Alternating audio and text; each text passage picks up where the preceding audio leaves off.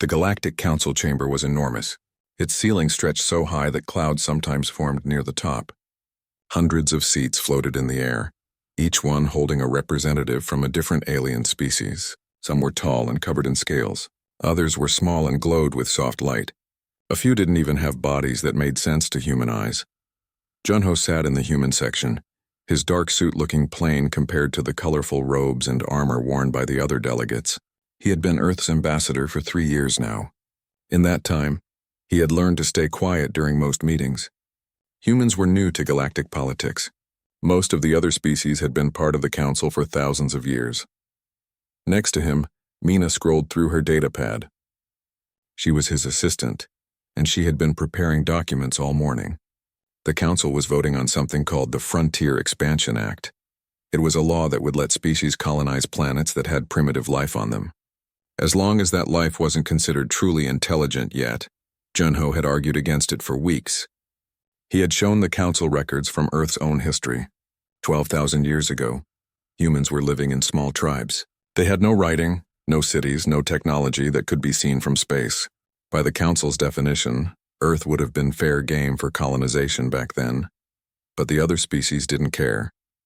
They saw empty planets with resources and they wanted to claim them before someone else did. The vote was called. Yunya watched the display as the results came in. 287 species voted yes.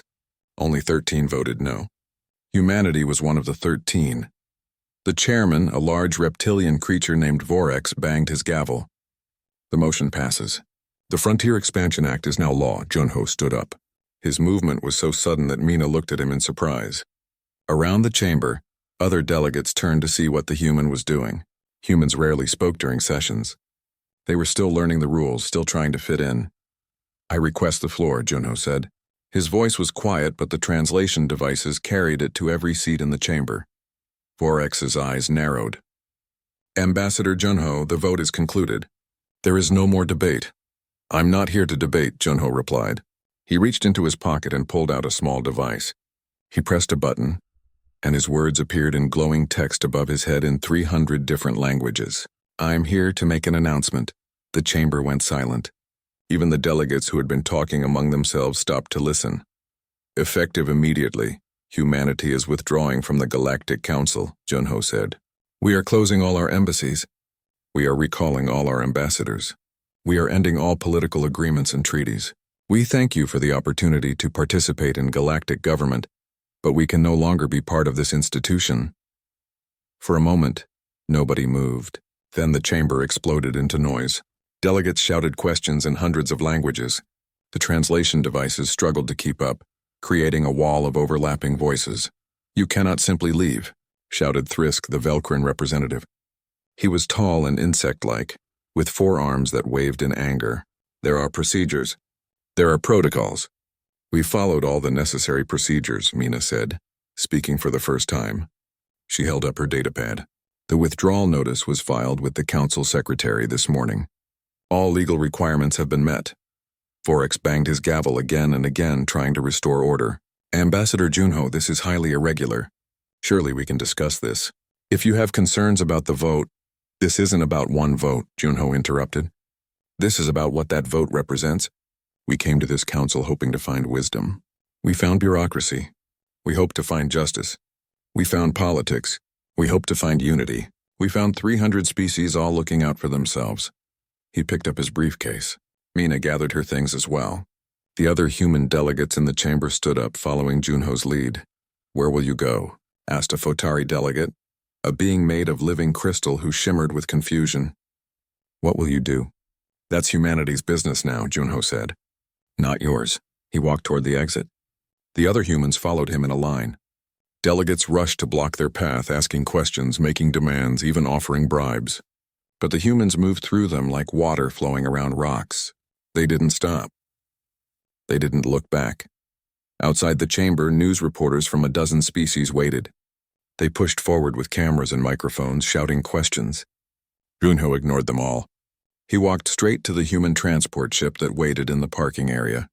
Once inside, with the door sealed behind them, Mina let out a long breath. "That went better than I expected," she said. "Better?" asked Kyungmin, one of the junior diplomats. His hands were shaking. "We just walked out of the most powerful political body in the galaxy." "No," Junho said quietly. "We walked out of a corrupt institution that lost its way a long time ago." "There's a difference," the ship lifted off. Through the windows, they could see the council building growing smaller below them. It was a massive structure that had taken centuries to build. It was supposed to be a symbol of cooperation and peace, but Junho saw it differently now. He saw a building full of species who talked about justice but voted for convenience, who spoke of unity but acted in self-interest. Back on Earth, the government had already begun the next phase. Human colonies throughout the galaxy received their orders. Close your embassies. Sell your businesses. Come home. It was the largest withdrawal in human history, and it happened with military precision. By the end of the first day, every human diplomatic mission had closed. By the end of the second day, human companies had started liquidating their assets. By the end of the third day, it was as if humanity had decided to disappear from galactic civilization entirely. The Council tried to make contact. They sent messages to Earth's government. All the messages bounced back with the same automatic reply. "Humanity thanks the Galactic Council for past cooperation. We are pursuing a different path now." They sent diplomatic ships to the solar system. The ships were turned back by automated defense platforms at the edge of human space. The platforms were polite but firm. No one was allowed in without permission, and permission was not being granted. Chairman Vorex called an emergency session. The chamber was packed with worried delegates. "This is a crisis," he declared. "We must find out what the humans are planning. We must convince them to return." But nobody knew how to do that. Humanity had simply closed its doors and refused to answer any questions. And as the days turned into weeks, the galaxy began to realize something terrifying. They had never really understood humans at all. They had assumed humanity would always be there, always be willing to talk, always be interested in being part of galactic society. They had been wrong. In his apartment on the council station, Tejan sat in the dark. He was the head of council security and he was human. His contract didn't expire for another 6 months, so he had chosen to stay and finish his work. But it was lonely now. All the other humans were gone. His sister Hyejin had been a captain in Earth's deep space fleet. She had stopped answering his messages 3 days before Junho made his announcement. Now Tejan understood why. She had known this was coming. The whole thing had been planned carefully, executed perfectly. He looked out his window at the stars. Somewhere out there, humanity was doing something, building something, planning something, and the rest of the galaxy was left to wonder what it might be. The age of human participation in galactic politics was over. What came next, nobody knew. The first sign of trouble came exactly 7 days after humanity's withdrawal. The Narthex Consortium, a trading alliance of 15 species, reported that their food shipments had stopped arriving. Human agricultural companies had provided 30% of their food supply. Now those companies were gone, their warehouses empty, their contracts canceled. "We have emergency reserves," the Narthex trade minister announced on the galactic news networks. There is no need for panic, but panic came anyway. When people heard that food might become scarce, they rushed to stores and bought everything they could carry. The emergency reserves that were supposed to last for months were gone in 2 weeks. Narthex planets declared rationing. Protests broke out in the streets. The economic damage spread like fire. Human businesses had been everywhere in the galaxy. They ran shipping companies, manufacturing plants, research facilities, and entertainment networks. When humans pulled out, they took their expertise with them. Factories shut down because nobody knew how to operate the machines. Ships sat in ports because the navigation systems used human-designed software that was now locked behind security walls. The stock markets crashed. Every major exchange in the galaxy lost value as investors panicked. Species that had built their economies around human trade found themselves suddenly bankrupt. Unemployment rose. Banks failed. Entire planets faced financial ruin.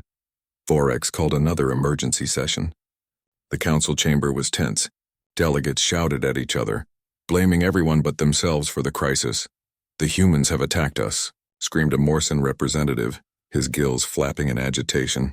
The Morsans were an aquatic species that lived in water-filled suits when they traveled in space. "They have sabotaged our economy deliberately." "They did nothing of the sort," replied a Photari diplomat. her crystalline body pulsing with frustrated light. They simply left. We are the ones who became too dependent on them. Vorex banged his gavel, trying to maintain order. We need solutions, not arguments. How do we restore economic stability? Nobody had a good answer. The truth was that humanity had been the glue holding much of the galactic economy together. They had been traders, mediators, innovators, and problem solvers. Without them, old inefficiencies and conflicts came rushing back. But the economic crisis was only the beginning. The political situation was even worse. For 20 years, humanity had served as neutral mediators in the dispute between the Velkrin and the Saurons. The two species hated each other for reasons that went back centuries. They had fought wars that killed billions. Only human diplomacy had kept the peace. Now that diplomacy was gone, the Velkrin moved 3 battle fleets to the border of the disputed Kessler sector. The Saurons responded by moving 4 fleets of their own. Both sides claimed they were acting defensively. Both sides accused the other of planning an attack. Vorex sent his own mediators, but neither side would listen to them. The Velkrin didn't trust reptilian species like the Saurons, to be fair. The Saurons didn't trust insectoid species like the Velkrin. They had only trusted humans because humans had no stake in their ancient conflict. Similar problems erupted across the galaxy. Humanity had been involved in mediating 63 separate disputes. All of them now threatened to explode into violence. The Council tried to assign new mediators, but most of them were rejected by one side or the other. Every species had enemies, had old grudges, had reasons to be biased. Only humans had been truly neutral, and humans were gone. In his office at Council Security, Tejan watched the reports come in with growing dread. Border skirmishes, trade wars, diplomatic incidents. Every day brought new problems, and every problem seemed to lead to more conflict. His office was full of visitors now. Everyone wanted to talk to the last human official still working in the Council. They asked him questions he couldn't answer. What were humans planning? Would they come back? Could he convince them to help? I don't know any more than you do, Tejan told them over and over. Earth isn't returning my calls either. He had tried everything to contact his sister Hyejin. He had sent messages through official channels, through personal channels, through friends they both knew. Nothing worked. All communications with human space went into a black hole. Messages were received but never answered. At night, alone in his apartment, Tejan felt like he was living in 2 worlds. By day, he was a council official, trying to keep order as the galaxy fell apart.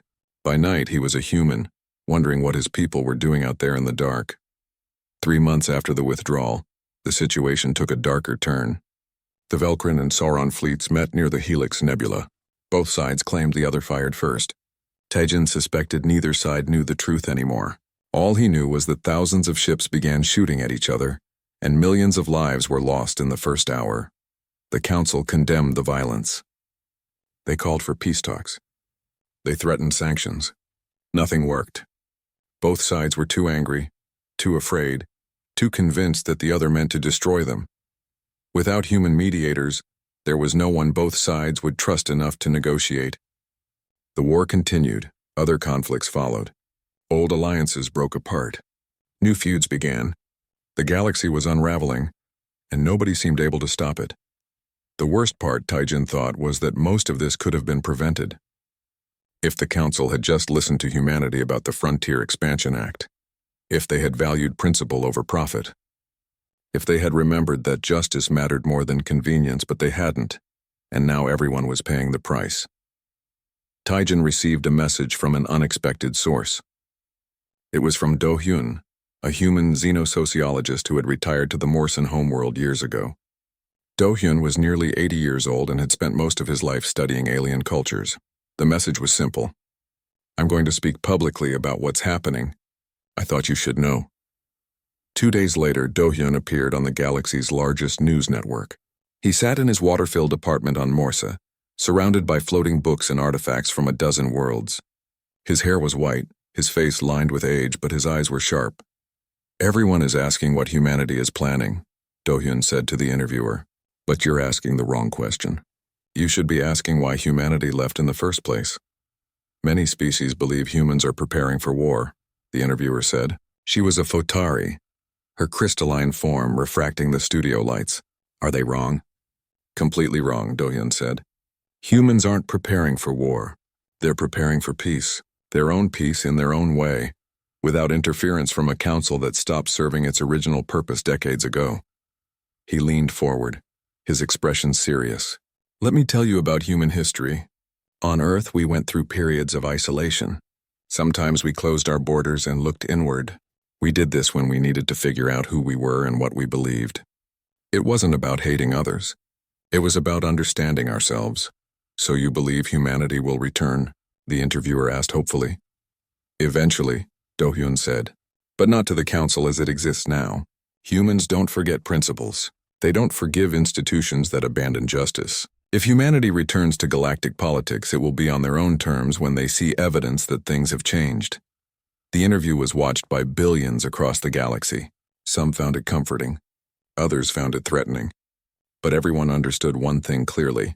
Humanity wasn't coming back to save them. They were on their own. More months passed. The economic crisis deepened. The wars continued. Space stations that had depended on human traffic became ghost towns. Universities that had taught human languages closed those departments. Museums that had displayed human art found that nobody wanted to look at it anymore. It hurt too much to remember what they had lost. In a dark corner of the galaxy, a Velcrin intelligence officer named Kritz made a discovery. She had been analyzing human data archives looking for clues about their withdrawal. Most of the archives had been locked down, but some old records remained accessible. She found the transcripts of the debates before the Frontier Expansion Act vote. She read humanity's arguments carefully. She saw how the human delegates had pleaded, had shown evidence, had asked the council to consider the moral implications. And she saw how the council had dismissed those concerns, how they had voted for profit and power over principle and justice. Kritz sat back in her chair, her forearms trembling. She understood now. Humanity hadn't left because of politics. They hadn't left because of economics. They had left because they believed the council was wrong, and they refused to be part of something they considered morally corrupt. It was the most alien thing she had ever encountered. In her experience, species didn't abandon power over principles. They didn't walk away from influence because of ethics. But humans had done exactly that. She wrote a report and sent it to her superiors. She didn't know if they would listen, but she thought someone should understand the truth. The galaxy had lost humanity not because humans were weak, but because they were strong enough to say no. 1 year after humanity's withdrawal, the theories started spreading like a virus through the galaxy. With no real information coming from human space, people filled the void with speculation. Some of the theories were reasonable, many were not. The first major theory came from a Sauron military analyst. He published a paper claiming that humanity had discovered an approaching threat, perhaps an invasion from another galaxy, perhaps a cosmic catastrophe. Whatever it was, humans were preparing to face it alone rather than trying to convince the council to take action. They know we would debate for years before making a decision, the analyst wrote, so they chose to handle it themselves. The theory spread quickly because it made sense. It explained why humanity had withdrawn so suddenly and completely. It gave them a noble reason rather than a selfish one. Within weeks, half the galaxy believed that humans were secretly protecting everyone from some unknown danger. But this theory had consequences. If humans knew about a threat and hadn't warned anyone, could they be trusted? Some species began to view humanity's silence as a betrayal. Others saw it as proof that humans thought they were superior, that they didn't need anyone else's help. The second major theory was darker. A coalition of military species, including some Velcrin commanders, proposed that humanity was preparing for conquest. They had left the council to build weapons in secret, to mass their forces, to plan an invasion that would catch everyone by surprise. Look at their history, one commander argued in a military forum. Humans have always been warriors. They fought each other for thousands of years before reaching the stars. Now they've withdrawn to prepare for their greatest war yet. This theory led to panic. Defense budgets increased across the galaxy.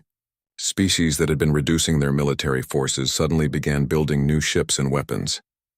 Border patrols were strengthened. Some planets even began construction of massive defensive structures designed to resist human attack. The irony was lost on most of them. They were bankrupting themselves to defend against a threat that didn't exist, all while ignoring the real threats that were already destroying them from within. Taejin watched these theories spread with frustration. He was still serving as council security director, though his contract would expire in just a few months. He had received hundreds of requests to comment on the theories. He declined all of them. How could he explain what he didn't understand himself? He still hadn't heard from his sister. Earth still refused to answer official communications. All he had were his own guesses, which were probably no better than anyone else's. The third major theory came from academic circles. A group of sociologists and historians proposed that humanity had withdrawn because they were evolving beyond the need for galactic society. Perhaps they were developing new technologies or new ways of thinking that made them incompatible with other species. Consider their rate of advancement, wrote a Fotari professor. In just 3,000 years, humans went from primitive agriculture to interstellar travel. That's exponentially faster than any other species. Perhaps they've now advanced beyond our comprehension. This theory was popular among intellectuals because it was optimistic. It suggested that humanity hadn't left out of anger or fear, but out of transcendence. They were becoming something greater, and the rest of the galaxy simply couldn't follow yet. But it was also the most alienating theory. If humans were evolving beyond everyone else, what did that mean for galactic society? Would other species eventually become irrelevant? The theory created as much anxiety as it did wonder. Do-hyun watched all these theories from his home on Morsa, and he felt sad. Everyone was looking for complex explanations when the truth was simple. Humans had left because they disagreed with the Council's decision. That was all. No cosmic threat, no secret weapons, no transcendent evolution. Just a principled disagreement. He was invited to speak at a major conference on human studies. Representatives from 40 species attended, all desperate to understand what had happened. Do-hyun stood at the podium, an old man addressing some of the greatest minds in the galaxy. "You're all overthinking this," he said. "Humanity left because the Council voted to allow colonization of primitive worlds. Humans believed this was wrong. When they couldn't change the decision, they refused to be part of the institution that made it." The audience stirred uncomfortably. "But that seems like such a small reason," said a Narthex scholar. "Species disagree with Council decisions all the time. They don't withdraw over it." "That's your problem right there," Do-hyun said. "You see it as a small thing. Humans don't. To them, the question of whether to colonize primitive worlds is fundamental. It touches on their deepest values about dignity, rights, and the meaning of consciousness itself." "But surely they could have compromised," another scholar said. "They could have stayed and continued to argue their position. Could they?" Do-hyun asked. "When you compromise with evil, you become part of evil. Humans learned that lesson in their own history. Many times and at great cost. They decided they wouldn't make that mistake again." The conference ended without any real conclusions. Most attendees left feeling that Do-hyun's explanation was too simple to be true.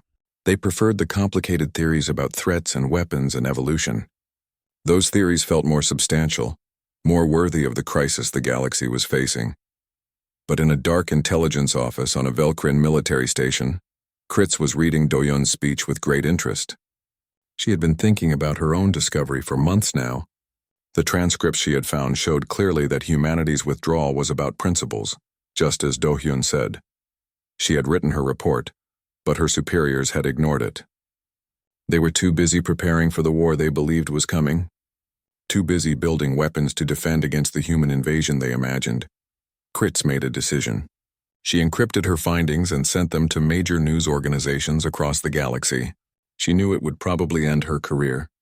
Intelligence officers weren't supposed to leak information, but she thought the truth mattered more than her job.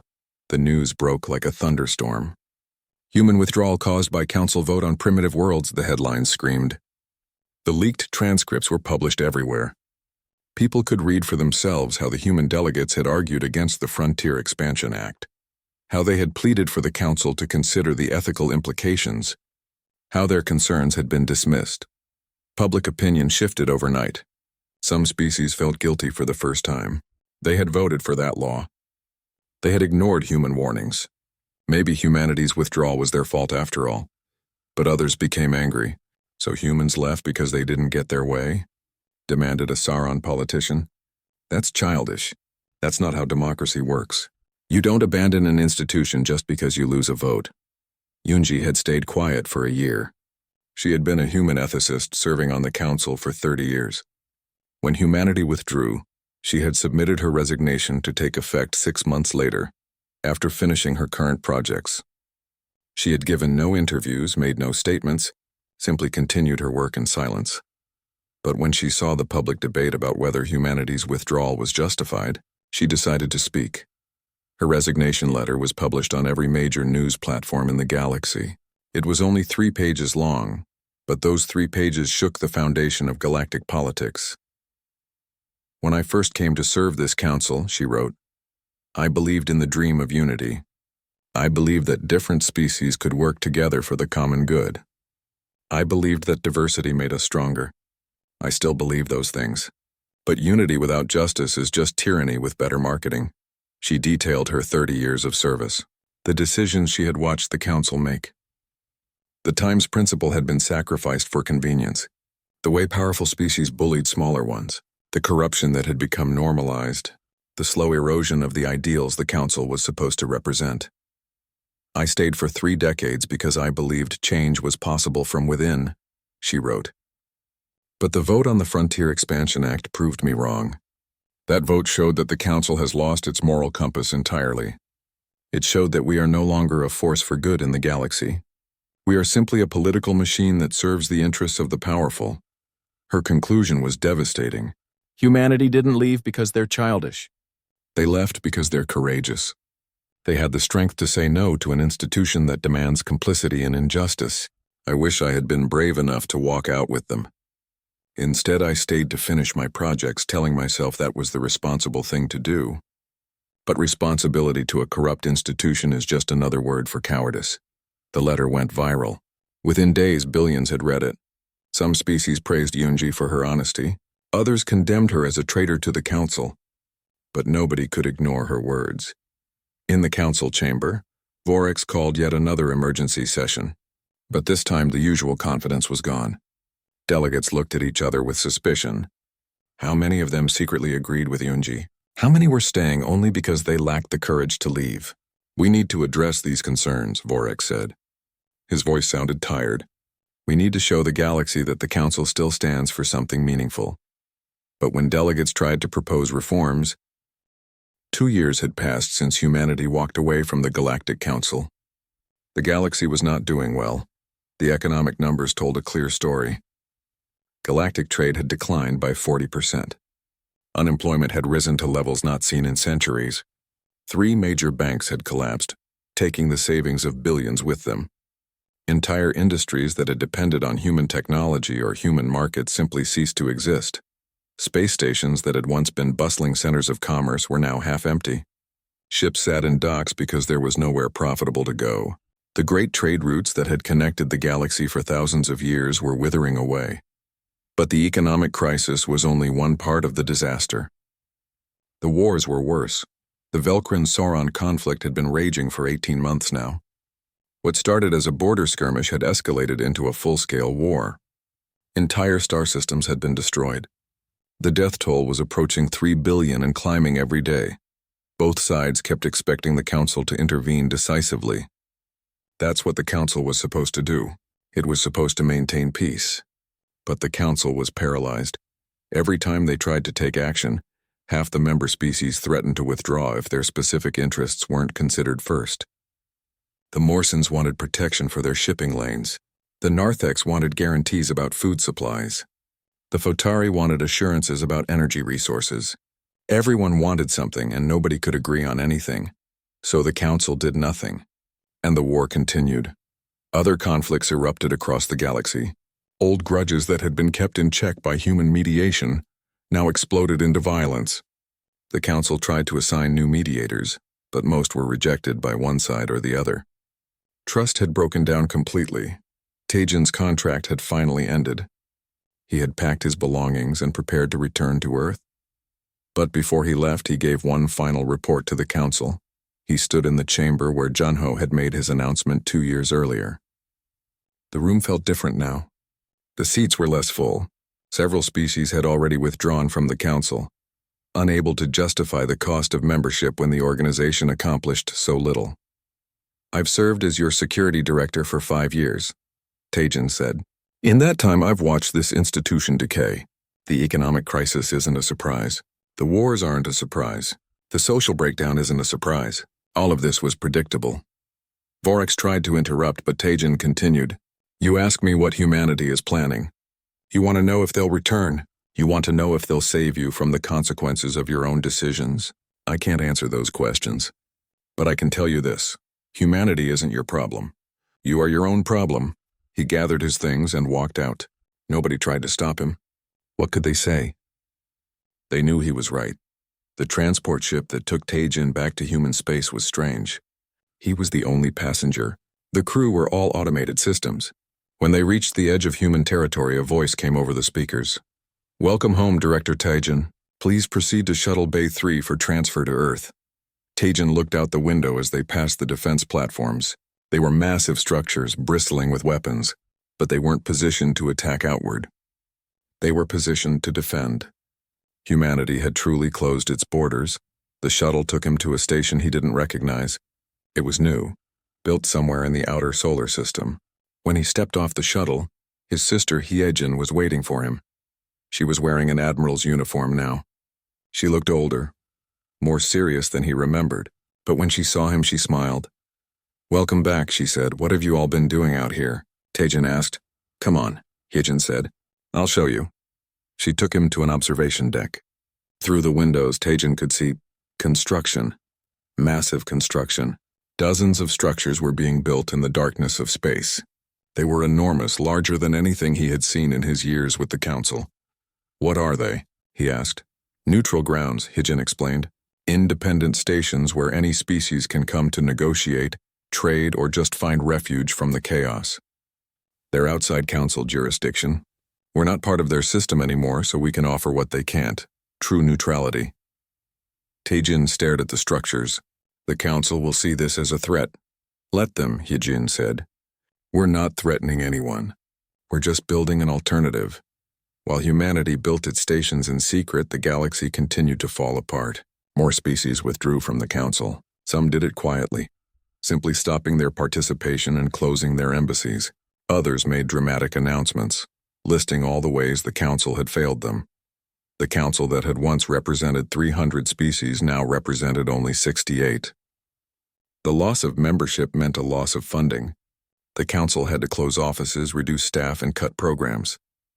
The great institution that had governed the galaxy for millennia was dying, but not everyone was willing to let it die. Some species still believed in the dream of unity. They tried to propose reforms to save what could be saved. But every reform proposal ran into the same problem. The species that remained in the Council were the ones who benefited most from the current system. They had no interest in real change. During this time, individual humans became symbols of something the galaxy had lost. Seokjin was a musician who had been touring the Photari worlds when humanity withdrew.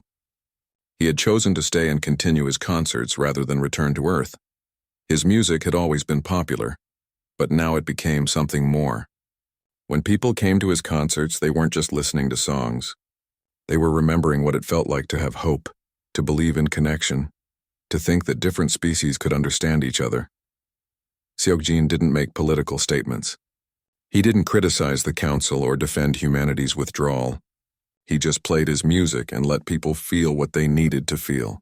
But in a galaxy falling apart, that was more powerful than any speech. Borum was a teacher on a frontier colony. The colony was mixed species, and when humanity withdrew, she was supposed to evacuate. But she looked at her students and couldn't leave. They were just children. They didn't care about galactic politics. They just wanted to learn, so she stayed. The colonial government tried to make her leave, saying it was too dangerous for a human to remain. But the parents of her students protested. They didn't want to lose the best teacher their children had ever had. In the end, Borum stayed. She taught her classes while wars raged in nearby systems. She taught about history and science and mathematics and art.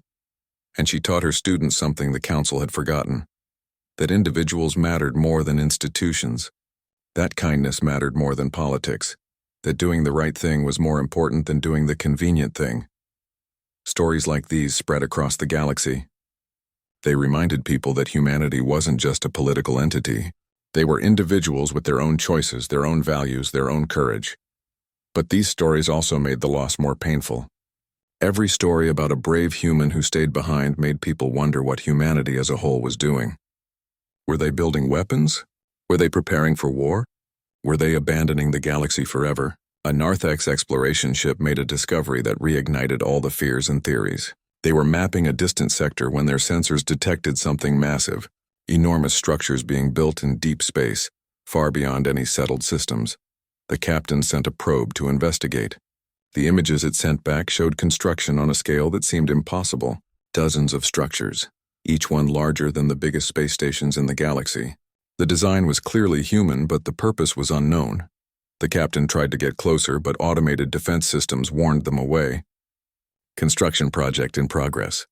No threat to galactic security. Maintain minimum safe distance of 10 light-years. The captain reported his findings to the Narthex government. Within hours, the news had spread across the galaxy. Everyone had the same questions. What were humans building? Why were they building it so far from everything else? What did they plan to do with it? The theories exploded again, more intense than before. Some said the structures were weapons platforms. Others said they were ships for an invasion fleet. The most paranoid believed they were machines designed to destroy the galaxy. A few, like Do-hyun, suggested they might be something benign. But their voices were drowned out by fear and speculation. Vorex held another emergency session. The council chamber was less than half full now. The debate was chaotic and unproductive. Should send a military force to investigate, suggested a Velcrin commander. That would be an act of war, countered a Morrison. Diplomat, we're already at war. We just don't admit it yet. We need to try diplomatic contact again. They've ignored every attempt at contact for 2 years. Around and around the arguments went, leading nowhere. The council couldn't even agree on what questions to ask, let alone what actions to take. Taejin watched the broadcast from Earth. He was home now, living in a small apartment in Seoul. His sister visited when her duties allowed. She still wouldn't tell him exactly what the stations were for, but she promised he would find out soon. The galaxy needs to hit bottom first, Yejin said. They need to truly understand what they've lost before they'll be ready to hear what we're offering. How much worse can it get? Taejin asked. 5 years. That's how long humanity had been gone from galactic politics. 5 years that had felt like 50 for those who remained in the council. The numbers told a story of complete failure. The Galactic Council, which had once represented 300 species, now represented only 63. Of those 63, most were barely participating. They paid their dues and sent representatives, but they had lost faith in the institution's ability to do anything meaningful. The economic situation had stabilized somewhat, but at a much lower level. Trade was down 42% from its peak. Entire industries had vanished. Billions were unemployed. The prosperity that the galaxy had enjoyed for centuries was gone, and nobody knew if it would ever return. The wars had mostly ended, not because peace was achieved, but because everyone was exhausted. The Velcrin and Sauron had fought each other to a standstill. Both sides had lost millions of lives and countless resources. They had finally agreed to a ceasefire, but not to peace. The hatred remained burning as hot as ever. 17 other wars had started during humanity's absence. Some had ended. Others continued to burn. The death toll across the galaxy was estimated at 11 billion. 11 billion lives lost because species couldn't figure out how to talk to each other without neutral mediators. Chairman Vorex was old now. The stress of the past 5 years had aged him badly. His scales, once a brilliant green, had faded to a dull gray. He spent most of his time in his office, staring at reports that detailed one failure after another. He had stopped calling emergency sessions. What was the point? The delegates would argue, accomplish nothing, and go home feeling worse than before. The council had become a symbol of everything that was wrong with galactic civilization, and he was the chairman of that failure. Then, on an ordinary Tuesday morning, everything changed. Vorex's assistant burst into his office without knocking. "Chairman, we've received a transmission from human space." Vorex nearly fell out of his chair. "What, when?" "Just now. It's a request to address the council. From a new ambassador. Her name is Ji-won." Vorex felt his heart pounding. For 5 years, humanity had maintained complete silence. No communications. No explanations. No contact of any kind. And now suddenly they wanted to talk? Schedule it immediately, Vorex said. Cancel everything else. This is our top priority. The news spread through the galaxy like lightning. Humanity was going to speak to the Council. After 5 years of silence, they had something to say. Every news organization in the galaxy sent reporters to the Council station. The chamber, which had been half empty for years, was suddenly packed with delegates who hadn't attended in months. Jiwan arrived on a human ship that looked different from the vessels people remembered. It was sleeker, more advanced. The technology had clearly progressed during humanity's isolation. She was young, perhaps 30, with short hair and eyes that seemed to miss nothing. She was escorted to the council chamber by security. Tejan was not with her. He had chosen to remain on Earth, his days as a council employee long behind him. But Jiwan carried herself with the same quiet confidence that Junho had shown 5 years earlier. Vorex met her outside the chamber. Ambassador Jiwan, welcome. We're grateful that humanity has chosen to reopen communications. I'm not an ambassador, Jiwan corrected gently. I'm an observer. There's a difference, Vorex felt a chill. Observer, not ambassador. That meant humanity was still not rejoining the council. So what were they doing here? The chamber fell silent as Jiwan entered. Every eye was on her. Every translator was ready. Every recording device was active. This moment would be remembered for centuries, everyone knew. Jiwan stood at the speaker's podium. She didn't use notes. She didn't waste time with pleasantries. She simply began to speak. 5 years ago, humanity withdrew from this council. We did so because we believed this institution had lost its way. The vote on the Frontier Expansion Act proved to us that the council valued expansion over ethics, profit over principles, convenience over conscience. She paused, letting her words sink in. Nobody interrupted. Nobody dared to breathe. We knew our departure would cause problems. We knew the galaxy depended on human mediation, human trade, human innovation. We withdrew anyway because staying would have made us complicit in something we believed was fundamentally wrong. In the 5 years since we left, 17 new wars have started. 3 billion sentient beings have died. Economic prosperity has declined by 42% across the galaxy. The Council has lost nearly 80% of its member species. These are facts, not judgments. Jiwan's voice remained calm, almost gentle, but her words hit like hammer blows. The Frontier Expansion Act, the law that drove us away, has been invoked exactly 0 times. Do you know why? Because you've all been too busy fighting each other to colonize new worlds. The law you valued more than our membership has been completely useless to you. A Velcrin delegate started to object, but Vorex waved him to silence. Let her speak, his gesture said. We need to hear this. We didn't leave to punish you, Jiwan continued. We left because we couldn't be part of something that violated our core values. We left because staying would have required us to compromise on matters where compromise was impossible. We left because sometimes the most moral thing you can do is refuse to participate in an immoral system. She took a breath, and her tone shifted slightly. During our absence, we've been building something. You've seen some of the structures. You've probably worried about what they mean. Let me tell you. Images appeared on the displays throughout the chamber, the massive structures that the Narthex explorer had discovered. But now there were dozens more, and their purpose was clear. These are neutral stations, Jiwan explained. Independent spaces where any species can come to negotiate, trade, or simply coexist peacefully. They're outside council jurisdiction. They operate under a different set of principles. She listed those principles clearly. First, unanimous consent required for any expansion into worlds with primitive but potentially sentient life. Second, binding arbitration for all conflicts with arbitrators chosen by mutual agreement. Third, economic cooperation based on fair trade, not exploitation. Fourth, no member species is too powerful to be held accountable for their actions. These stations are operational now. Any species is welcome to participate. You don't have to leave the council to join. You don't have to make any political commitments. You simply have to agree to follow these principles while you're in our space. The chamber exploded with questions. Delegates shouted over each other. What about sovereignty? What about existing trade agreements? What about military alliances? Jiwan waited for the noise to die down. We're not competing with the council, she said. We're offering an alternative. You can remain council members and still use our stations.